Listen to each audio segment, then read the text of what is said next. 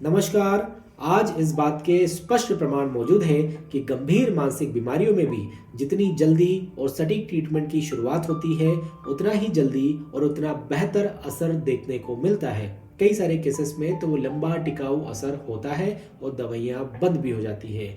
लेकिन दिक्कत यहाँ आती है कि कई सारे मरीज में इस बात का आभास नहीं होता है, मतलब उनको इंसाइट नहीं होती है कि उनके साथ कोई परेशानी चल रही है, तो क्यों डॉक्टर से मिलने जाए और क्यों दवाई खाए। लेकिन आप बहुत मेहनत करके जब डॉक्टर साहब के पास में अपने मरीज को लाते हैं तो डॉक्टर साहब भी प्रयास करते हैं कैसे न कैसे समझा बुझा के उन्हें दवाई खाने के लिए रेडी कर लें, और अधिकतर पेशेंट्स रेडी भी हो जाते हैं। लेकिन जब वो घर जाके दवाई खाने के लिए रेडी रहते हैं तो परिजनों के लिए कुछ खास बातें हैं जो उन्हें ध्यान में रखना चाहिए ताकि उनका असर सुनिश्चित तौर पे आ पाए। पहला पॉइंट परिजन को ये समझना है कि मानसिक रोग कोई बुखार जैसा तत्व नहीं है। उसे ठीक होने में समय लगता है, कई हफ्ते या कई महीने भी लग सकते हैं। तो इसलिए आपको पेशेंस रखना पड़ेगा। बस ये सुनिश्चित करते जाएं कि जो सुबह शाम की दवाई डॉक्टर साहब ने दी है उसे वो टाइम पे लेते रहें। दूसरी बात, कई सारी गंभीर मानसिक बीमारियों में नींद ना आना एक बहुत बड़ी परेशानी होती है। मरीज रात में उठ के कुछ ऐसी हरकतें करते हैं, कुछ ऐसे व्यवहार करते हैं जिसकी वजह से न खुद सोते हैं न अपने परिजनों को सोने देते हैं। 2-4 दिन की बात हो तो ठीक है, लेकिन ये सिलसिला जब हफ्तों महीनों चलता है तो उनके परिजन काफी परेशान हो जाते हैं। तो उनका ट्रीटमेंट बेहतर ढंग से करने के लिए कई बार नींद की दवाओं का भी उपयोग करना पड़ता है।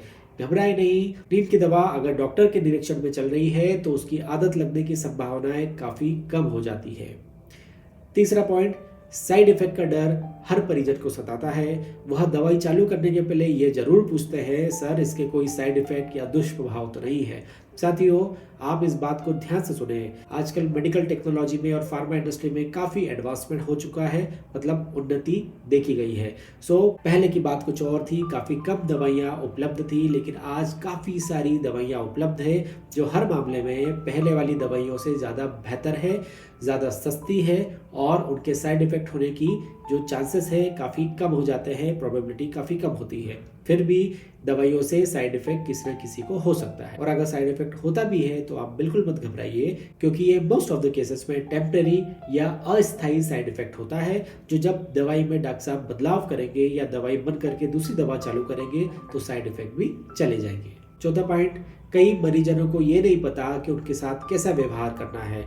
वह छुआछूत जैसा व्यवहार भी करते हैं, उन्हें बंद कमरे में रखते हैं, मारते पीटते हैं, चटके लगाते हैं और दर्जनों इस प्रकार के हथकंडे अपनाते हैं जिससे मानसिक बीमारी जल्दी ठीक हो जाए या वो बीमारी उन्हें न लगे। लेकिन साथियों, मैं ये कहना चाहता हूँ, कई बार इन चीजों से मदद नहीं होती है लेकिन नुकसान ज्यादा हो जाता है। अगर मरीज को वापस घर ले जाके अगर बांध के रखेंगे तो उससे जो डॉक्टर साहब के साथ में उसकी दोस्ती हुई है या जो ट्रस्ट डेवलप हुआ है, विश्वास डेवलप हुआ है, जिसको हम रेपो बोलते हैं, वो टूट जाता है और वो दवाई खाने के लिए भी मना कर देता है। उससे बेहतर तो ये होगा उन्हें अपने हाल पे छोड़ दें। अगर वो बाहर जाके कचरा उठा रहे हैं, घर में ला रहे हैं तो लाने दीजिए। अगर वो बार बार पूजा कर रहे हैं उन्हें करने दीजिए।